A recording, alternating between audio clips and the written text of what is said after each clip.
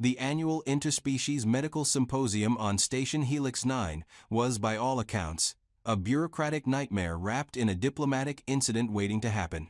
Imagine, if you will, trying to coordinate medical standards for 47,000 species, each with their own unique biological quirks, chemical compositions, and wildly different definitions of what constituted a medical emergency. The Cuthrony considered a slight temperature fluctuation of 0.3 degrees to be a critical care situation. The Barexians didn't even register pain until approximately 60% of their body mass had been removed. Somewhere in the middle of this absolute chaos of physiological diversity, the galactic medical community was supposed to establish universal healthcare standards. Good luck with that.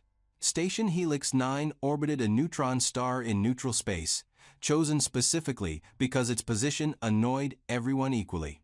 The station itself was a marvel of engineering, or perhaps a monument to compromise, featuring 17 different atmospheric zones, 42 distinct gravitational settings, and a truly impressive array of medical facilities that ranged from crystallization chambers to gene splicing laboratories. The conference halls could accommodate species ranging from the microscopic xanth colonies to the absolutely massive Crenovian whales, who existed partially in normal space and partially in some dimension that made physicists weep.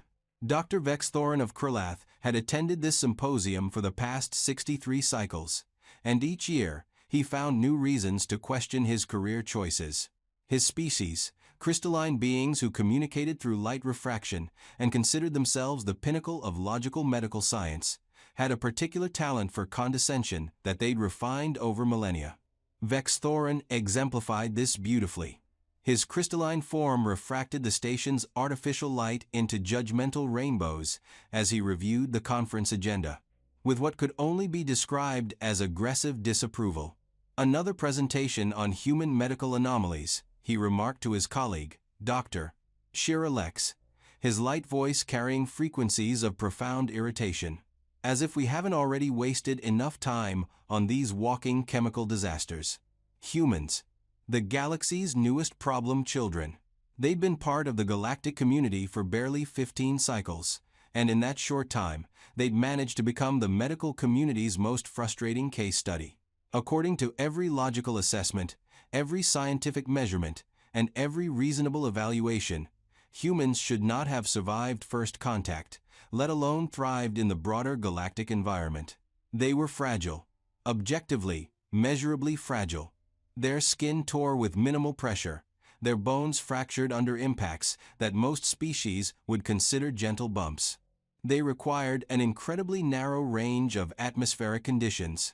Too much oxygen, they burned from the inside. Too little, they suffocated. Their temperature tolerance was laughably small. Their bodies were approximately 60% water, which meant they were essentially ambulatory liquid containers that somehow maintained structural integrity. The Galactic Medical Classification System, established over 3,000 cycles and refined through countless research studies, ranked species on a durability index from Class 1, essentially indestructible, to Class 1 0. How are you even alive? Humans had been classified as Class 8, placing them just above the sentient jellyfish colonies of Coral 7 and the crystalline moths of Breakable Prime, whose name really said it all. And yet, paradoxically, humans originated from what the xenobiologists had classified as a Class 2 death world.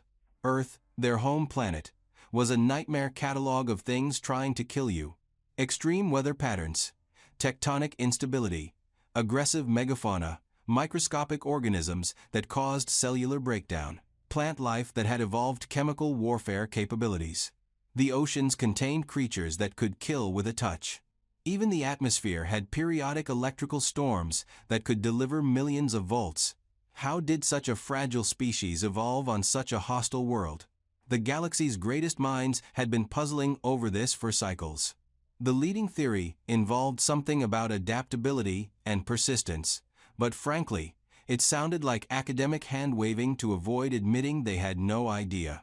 Throughout the conference, Vex Thorin had endured presentation after presentation about human medical peculiarities. Their bizarre immune systems that apparently just attacked their own bodies for practice. Their strange psychological need for something called physical contact that made quarantine protocols a nightmare. Their completely unnecessary emotional responses to medical procedures. One human had apparently cried upon learning their pet had died. The pet in question was a non-sentient Earth creature called a dog. The entire concept baffled the medical community. Why would you form emotional attachments to non-sentient beings? What possible survival advantage did that provide? The symposium's social events provided no relief. At the previous evening's reception, Vex Thorin had been cornered by Ambassador Thrax of the Diplomatic Corps, who'd spent an excruciating amount of time explaining how they'd had to redesign 17 different embassy facilities to accommodate human safety requirements. Apparently, humans needed railings on elevated platforms because they might fall. They needed temperature warnings on heated surfaces because they might burn themselves. They needed chemical exposure warnings because they might ingest toxic substances. They're like infant Gravaxians, Thrax had lamented, his 6 eyes blinking in asynchronous frustration. Except Gravaxians eventually develop survival instincts. Commander Zakara of Station Security, a Chitrix whose beetle-like carapace gleamed with polished professionalism, had added her own observations. The human section has filed more injury reports in 6 months than all other species combined filed in 3 cycles. Last week, one of them managed to injure themselves with their own sleeping platform. It's just a horizontal surface. How do you weaponize a horizontal surface against yourself? The general consensus among the galactic community was becoming increasingly clear. Humans were a liability. Beautiful little disasters, well-meaning catastrophes. They were friendly enough, certainly, eager to participate in galactic society. Their art was interesting, their music surprisingly complex, their literature filled with bizarre concepts like hope and determination. But from a practical standpoint, they were fragile creatures who required constant protection from the universe and, apparently, from themselves. Vex Thorin had voted against humanity's full integration into the galactic medical network, not out of malice, he would have insisted, but out of logic. The resources required to maintain medical support for such a vulnerable species would be astronomical. Better to establish a quarantine perimeter around their system, provide them with necessary technology, and let them develop at their own pace in their own little corner of the galaxy. He'd been outvoted, naturally.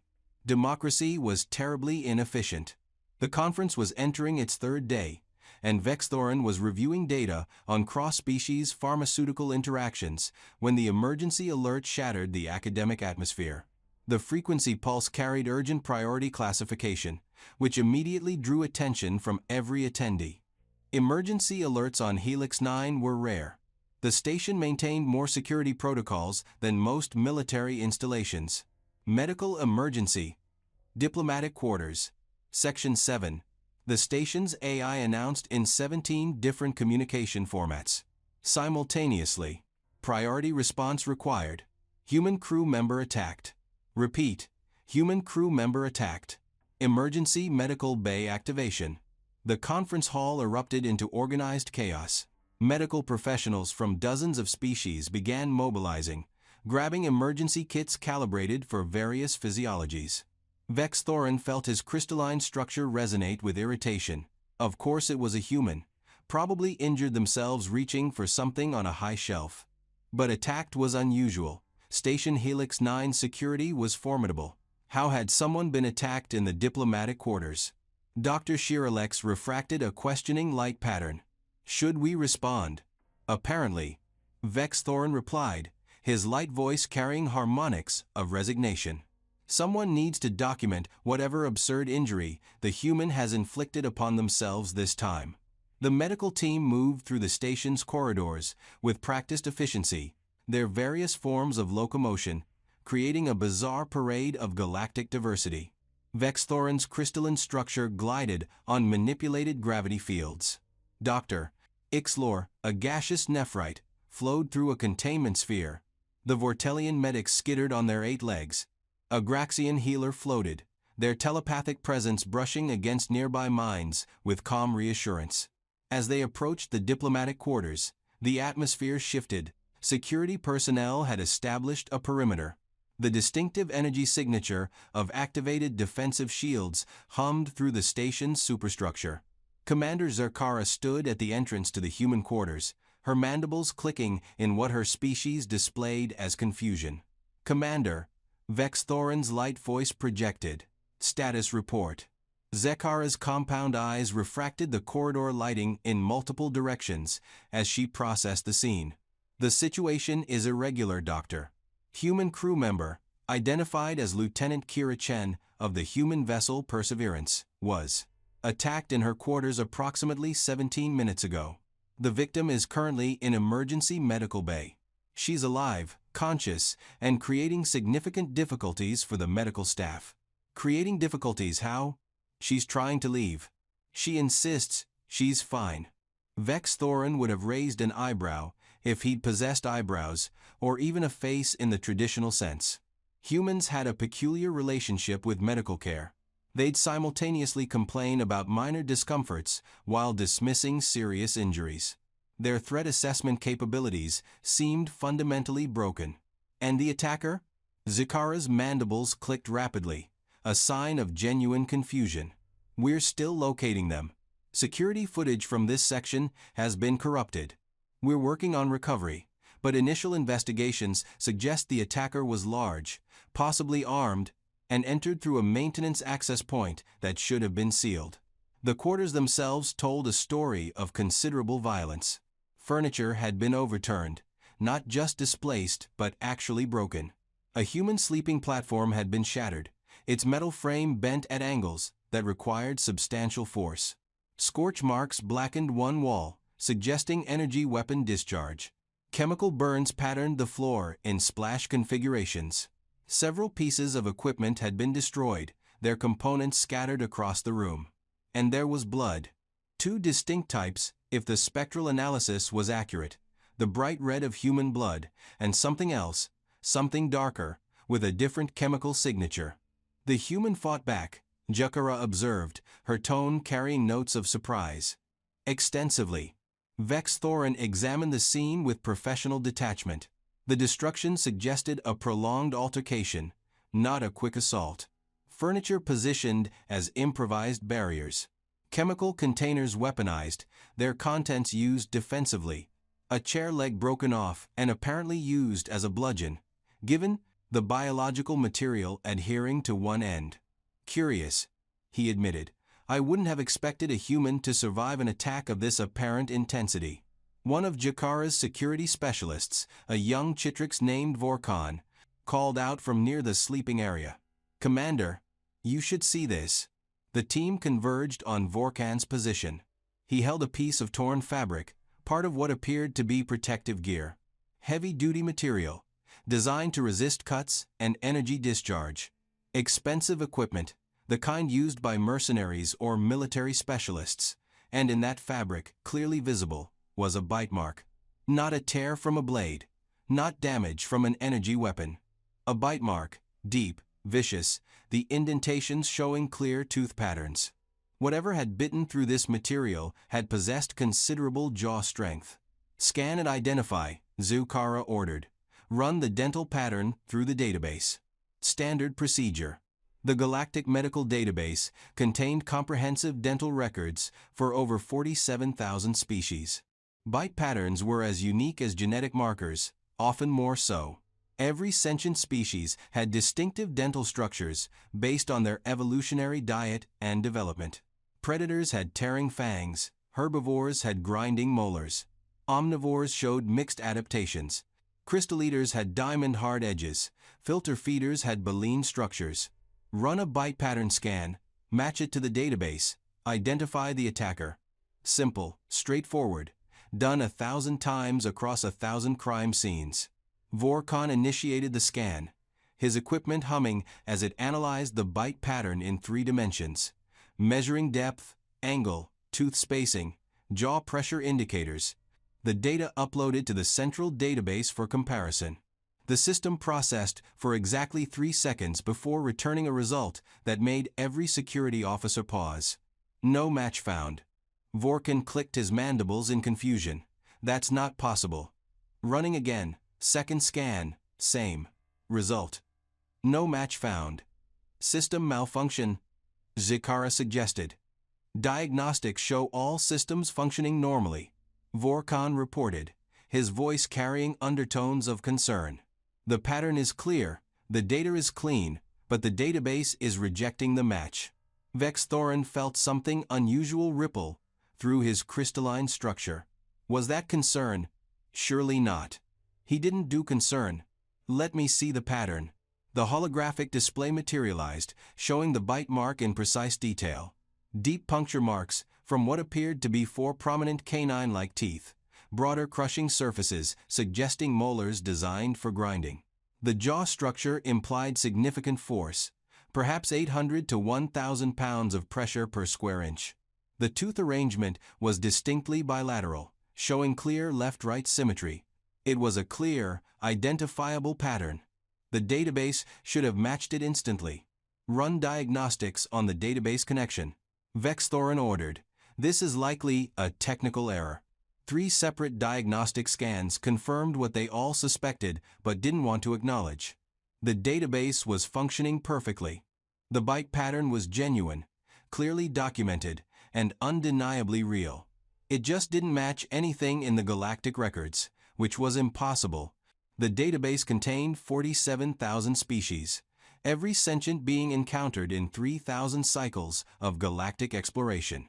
Even extinct species, preserved through fossil records, even semi-sentient species that hadn't achieved spaceflight. The database was comprehensive to the point of absurdity. A bite pattern that matched nothing in the database meant one of 2 things. Either they'd encountered a completely unknown species that had somehow infiltrated one of the galaxy's most secure stations, or something was very, very wrong with their fundamental understanding of the situation. The medical bay, Vexthorin said, his light voice carrying new urgency. We need to examine the victim immediately. The emergency medical bay was a masterpiece of multi-species medical accommodation, capable of treating injuries, ranging from molecular disruption to dimensional displacement. The facility could adjust gravity, atmosphere, temperature, and even temporal flow to stabilize patients from virtually any known species. Currently, it was dealing with one extremely stubborn human.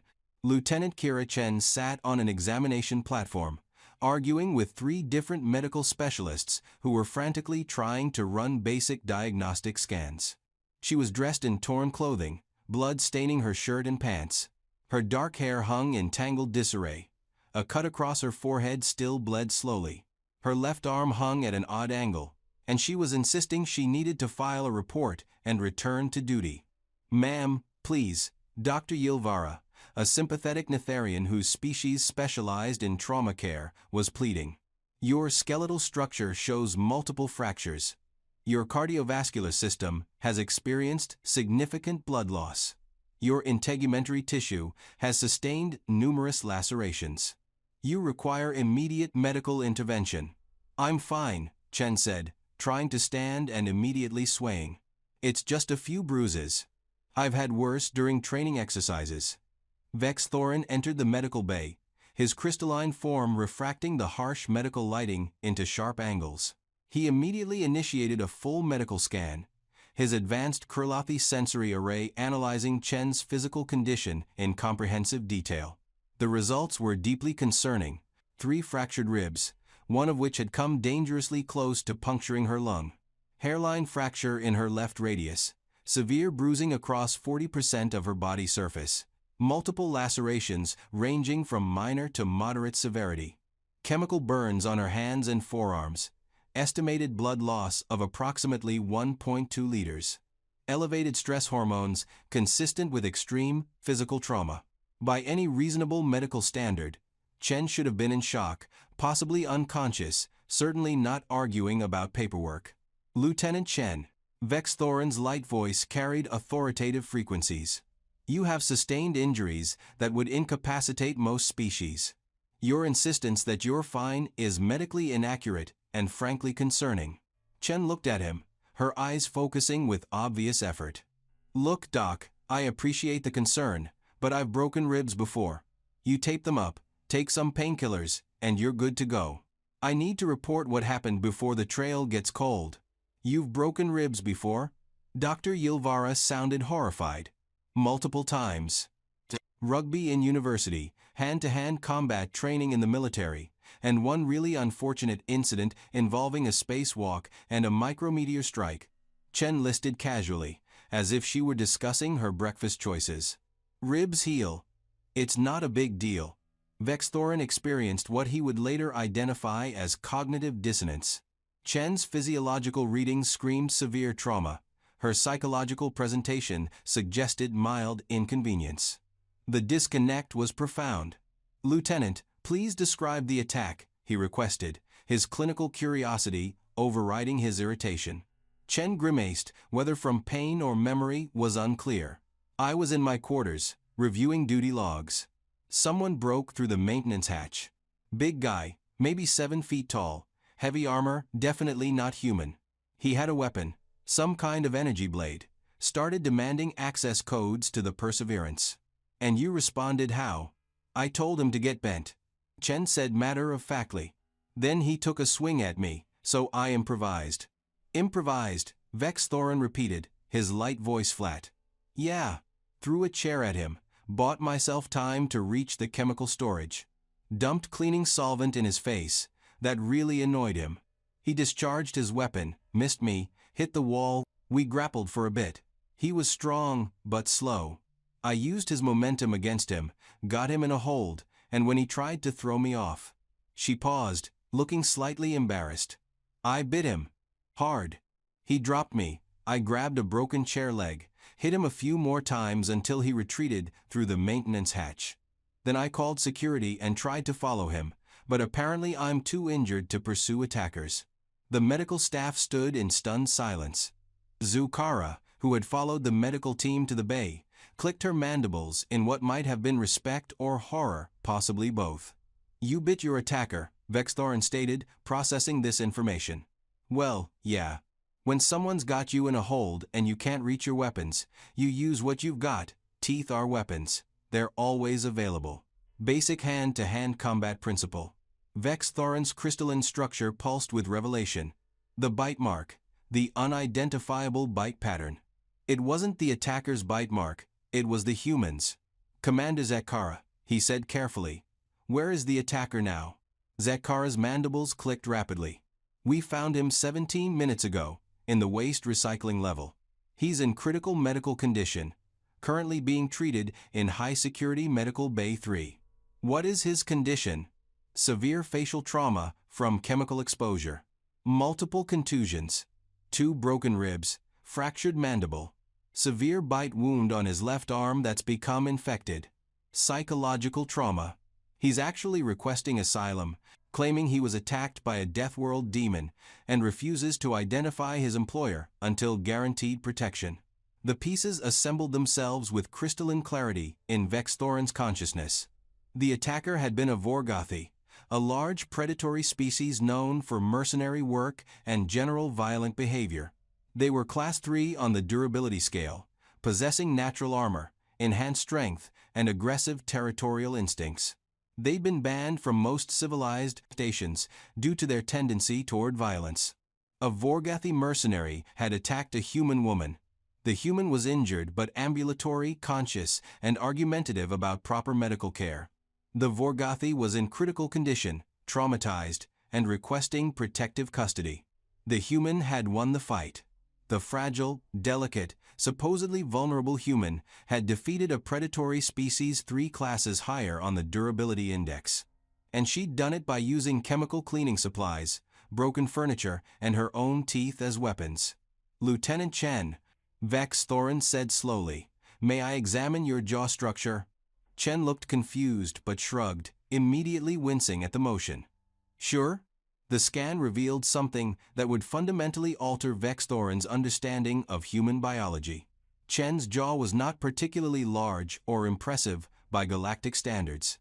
Her teeth seemed small, almost vestigial compared to true predatory species. No prominent fangs, no specialized cutting edges, no diamond-hard enamel. But the muscular structure, the jaw muscles attached to her skull, with incredible mechanical advantage. The temporalis muscles, the masseters, working in concert to deliver bite force that the scan estimated at approximately 160 to 200 pounds per square inch. That was comparable to Earth apex predators. Comparable to species the galactic community classified as dangerous fauna, and Chen possessed it in her standard biological configuration. No modifications, no enhancements. This was baseline human capability. Your species, Vex Thorin said carefully, evolved as persistence hunters, correct? Chen nodded, still looking confused. Yeah, that's what the anthropologists say. We'd chase prey until they collapsed from exhaustion, then kill them. Why? And you consume both plant and animal matter. Omnivorous diet. Right, fruits, vegetables, meat, grains. We're pretty adaptable. We can eat almost anything if we're desperate enough. There are survival stories of people eating tree bark and insects when necessary. Vex Thorin's worldview cracked with audible metaphorical fractures. Humans weren't evolved predators or herbivores. They were opportunistic omnivores who developed the capability to consume nearly anything. Their teeth reflected this, cutting incisors for plants, tearing canines for meat, grinding molars for processing. They were biological multi-tools, adapted for maximum dietary flexibility. And their bite force reflected millions of cycles of evolution on a death world where every meal might require killing something, tearing through tough plant matter, or breaking open nuts and shells. Humans weren't fragile. They were durable generalists with pain tolerance curves that made no sense to specialized species. Dr. Shira Lex entered the medical bay, her crystalline form vibrating with agitation. Vex Thorin, you need to see the attacker's testimony. This changes everything. The holographic recording showed the Vorgothi mercenary, his face bandaged, his arm in a regeneration sleeve, his eyes wide with genuine terror. His testimony, translated from Vorgothi battle cant, was disturbing in its implications. She wouldn't stop. The mercenary's voice carried tones of trauma-induced shock. I hit her. She got back up. I threw her across the room. She grabbed a weapon. I had her in a hold. She bit through my armor. My armor. It's rated for blaster fire. She bit through it with her teeth, and then she started hitting me with furniture. The Vorgothi paused, his voice dropping to a horrified whisper. She was laughing. While we fought, while she was bleeding, she was making these sounds. Not fear sounds, not pain sounds, something else. Happy sounds? Excited sounds? I don't know your language for it, but she was enjoying the combat.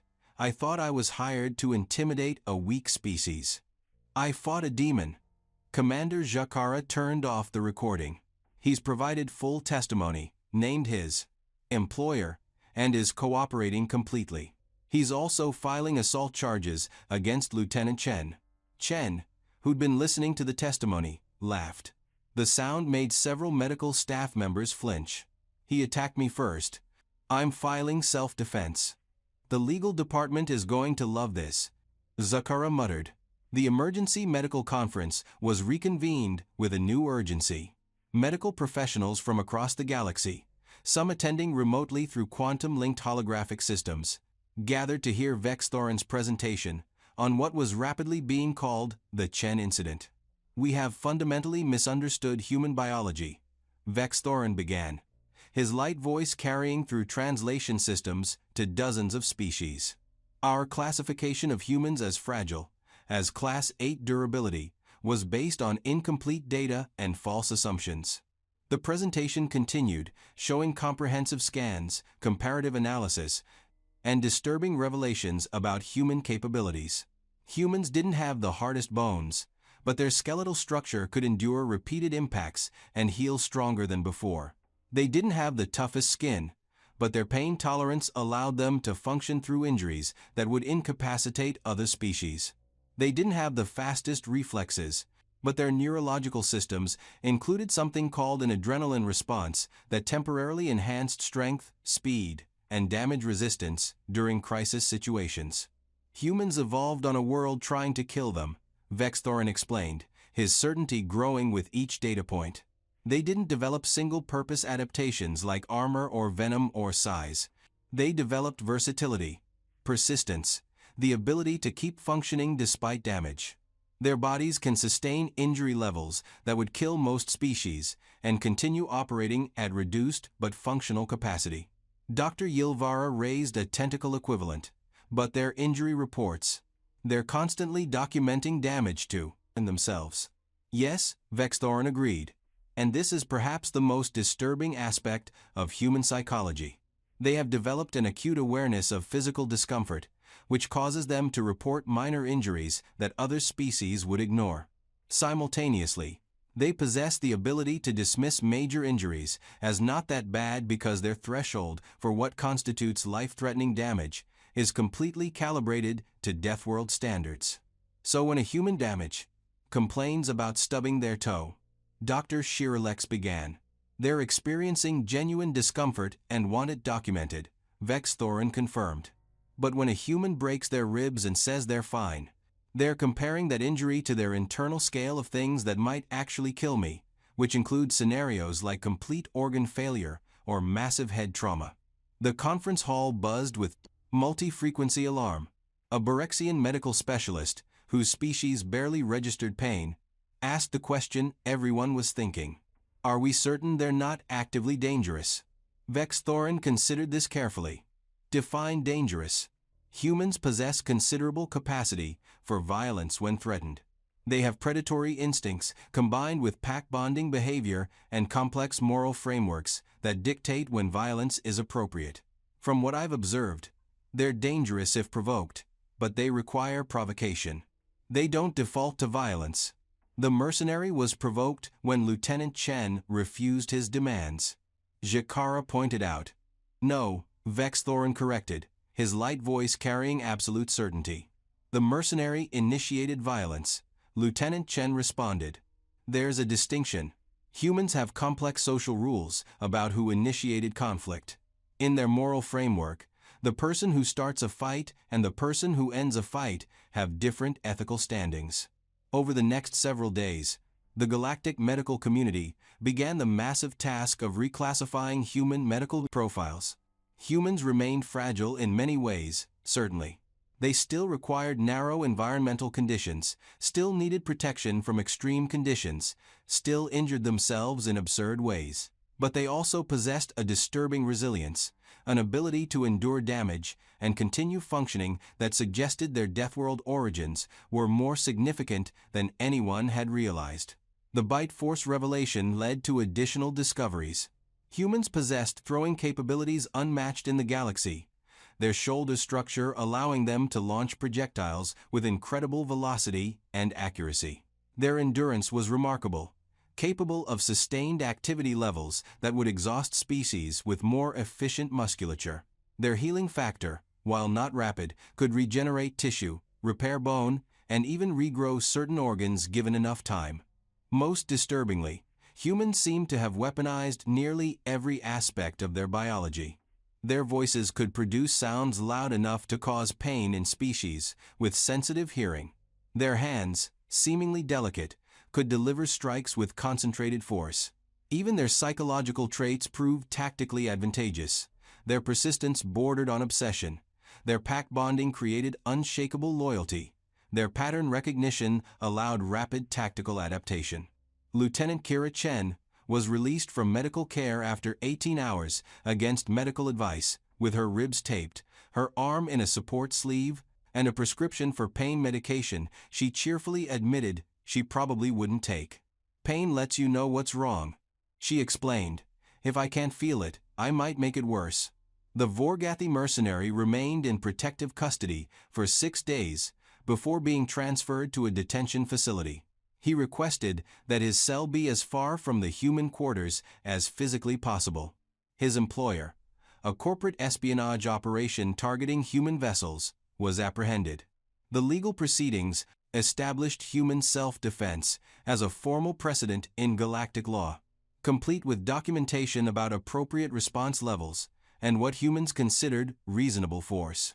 Station Helix 9 updated its security protocols to include a specific addendum. Do not provoke human personnel. If conflict occurs, consider immediate retreat. Humans are more durable than visual assessment suggests. The Galactic Medical Database was updated with comprehensive human data, including prominent warnings about human capabilities. The entry for human bite force was flagged with warning, comparable to apex predators, classification deceptive. Threat assessment requires contextual analysis. Vexthorin found himself filing reports late into the station's night cycle, his crystalline structure dim with exhaustion and grudging respect. The universe had a sense of humor, apparently.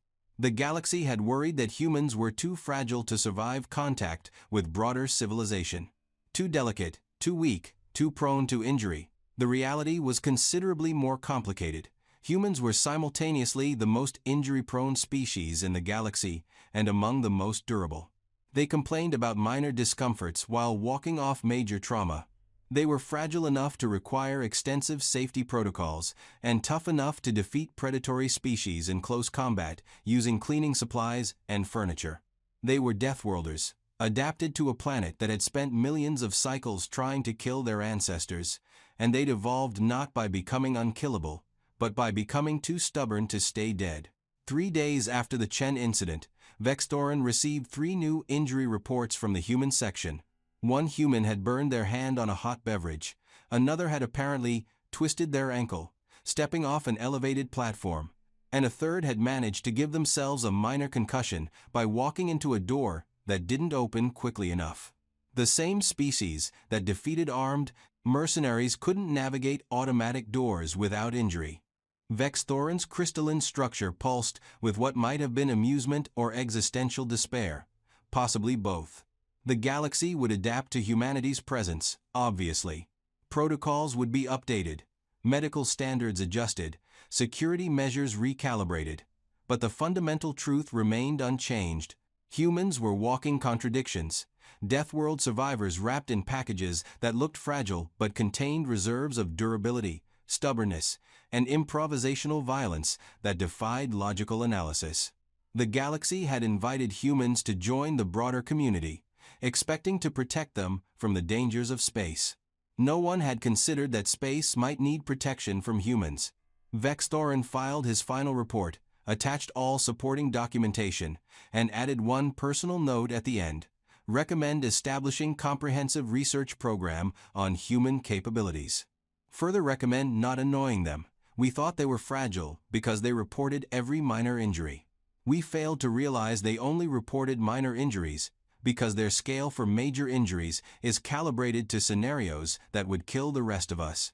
This was an oversight. It will not be repeated. He submitted the report, dimmed his crystalline structure for rest cycle, and made a mental note to avoid visiting Earth. Any planet that produced a species this contradictory was probably more terrifying than the inhabitants. Somewhere in the human quarters, Lieutenant Kira Chen was back on duty despite her injuries, arguing with her captain about why she should absolutely be allowed to participate in the next away mission. The galaxy was learning. Slowly, painfully, with considerable documentation of human injury reports along the way. But learning. And deep in the medical database, a single bite pattern remained catalogued with a note that would puzzle xenobiologists for cycles to come. Species, human, classification. Deceptively dangerous. Handle with caution. Do not provoke. Seriously, we mean it.